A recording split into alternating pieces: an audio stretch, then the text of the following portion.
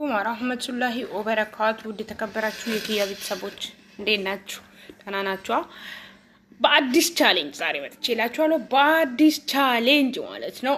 አዲስ ቻሌንጁ ምንድነው? ቴሌግራም ግሩፕ አዘጋጅተናል። ቴሌግራም ግሩፓችን ደግሞ 1000 ምናምን ሰው ገብቷል።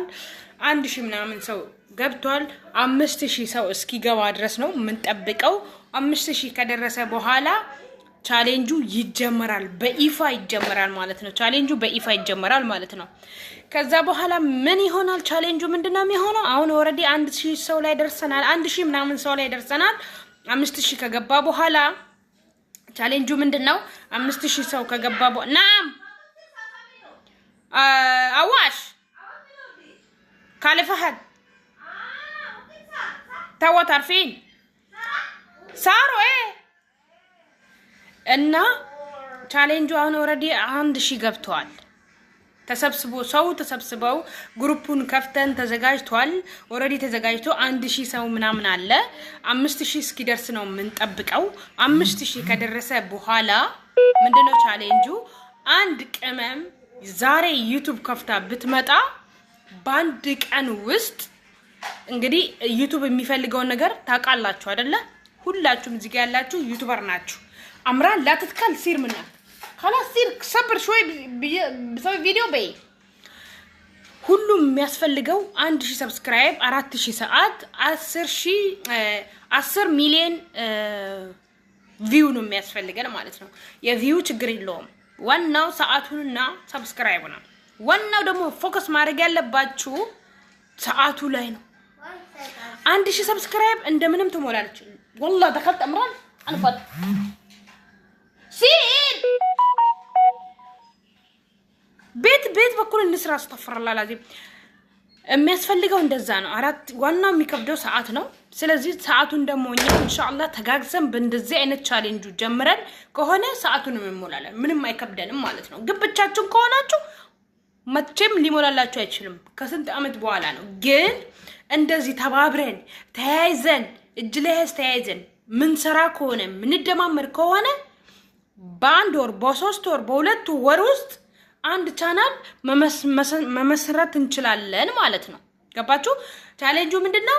5000 ከገባ በኋላ አንድ ቅመም እንትን ከፍታ ብትመጣ ቻናሏን አዘጋጅታ ክሬት አድርጋ አዘጋጅታ አንድ ቻናል ከፍታ ብትመጣ በአንድ ቀን ውስጥ 1000 ሰብስክራይብ ልታገኝ ትችላለች። ኦሬዲ ከዛ በላይም ማለት ነው። ከዛ በላይም አልሰሩም ከተባሉ ራሱ እስቲ 2000 ሰብስክራይብ አነሰ ከተባለ ማለት ነው 2000 ሰብስክራይብ በአንድ ቀን ልታገኝ ትችላለች ማለት ነው። ገባችኋል? ስለዚህ እቺ ልጅ ቻናሏን ከፍታ መጣች በአንድ ቀን ውስጥ 1000 ሰብስክራይብ ማለት ቀልድ ነው እንዴ? እኛ እኮ በፊት 1000 ሰብስክራይብ ለማግኘት ስንት ወር እንደፈጀብን እኛ እናውቃለን። እኛን ጠይቁን ማለት ነው ወላሂ። እና ቻሌንጁን ለመቀላቀል ዝግጁ ሁኑ። ቻናላችሁን ክሬት አድርጋችሁ ክፈቱ። ቻናል መክፈት ማትችሉ ከሆነ ኑ ወደኛ። በትንሹ ዋጋ ይከፈትላችኋል። ራሳችሁ ደግሞ ክሬት ማድረግ የምትችሉ ቪዲዮ ፉል ተዘጋጅቶላችኋል። ቻናላችሁን እንዴት ክሬት ማድረግ እንደምትችሉ ማለት ነው። ቻናላችሁ እንዴት ክሬት እንደማድረግ እንደምትችሉ እንዴት ከፍታችሁ የራሳችሁ ቻናል እንዲኖራችሁ እንደምታረጉ በቃም በቀላሉ የተሰራ ቪዲዮ አለ። እኛ ጋር ብቻ መታችሁ በውስጥ ማናገር ብቻ። ስለዚህ ቻሌንጁ ላይ አሁንም ያው እየተቀላቀሉ ነው። መቀላቀል የምትፈልጉ እስቲ በኔ በኩል ያላችሁ እኔን የምታቁኝም ማለት ነው መታችሁ በውስጥ ማናገር ትችላላችሁ። ግሩፓችንን ታቁታላችሁ። ስለዚህ በርትተን መስራት አለብን ዘንድሮ ማለት ነው። በርትተን ዘንድሮ ለራሳችን ልንቆም ይገባል። ሁሌ ለሰው እንደቆምን ነው። ሁሌ የሰውን እያበረታታን ሁሌ ቲክቶከሮችን ነው የምናበረታታ። ሁሌ ዩቲዩበሮችን ነው የምናበረታታው። ኢትዮጵያ ያለው ዩቲዩበር በእኛ ነው ገንዘብ እየተከፈለ ያለው። በእኛ ነው አሪፍ መኪና የሚነዳው።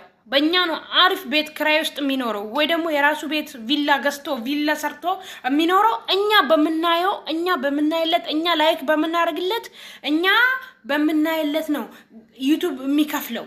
ለምን ይሄን ነገር ለራሳችን አንጠቀምም ጋይስ? ለምንድን ነው ማንጠቀመው? እርስ በራስ ለምንድን ነው አብረን ማንቆመው?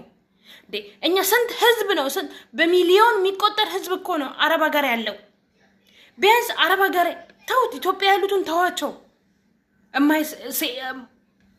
እየመጡ ነው ሰው ይመጣል እንጂ ማለት ነው ኢትዮጵያ እየቀረ ያለ ሰው እንጃ ስለዚህ ማውራት አልፈልግም ይሄ ራሱ ሌላ ነገር ሌላ ቪዲዮ ያስፈልጋል ገባችሁ ስለዚህ እዚህ አረብ ሀገር ያለነው ሰዎች ራሱ እርስ በራስ ብንደጋገፍ በቃ ምን ብዬን እንገራችሁ በጣም ማደግ እንችላለን የፈለግንበት ደረጃ ማድረስ እንችላለን ዩቲዩብ የሚፈልገው ስራና ስራ ብቻ ነው አሪፍ ስራ አሪፍ ቪዲዮ ቆንጆ ቪዲዮ ሆናችሁ በቃ ክሬታችሁ ባንግራውዳችሁን አሳምራችሁ ወሬያችሁን አሳምራችሁ ምላስ ይጠይቃል ምላስ ይሄ ምላስ ማርዘም አለባችሁ ምላሳችሁ ዩቲዩብ ላይ ምላሳችሁ ማርዘም አለባችሁ በፊትም አጭር ከሆነ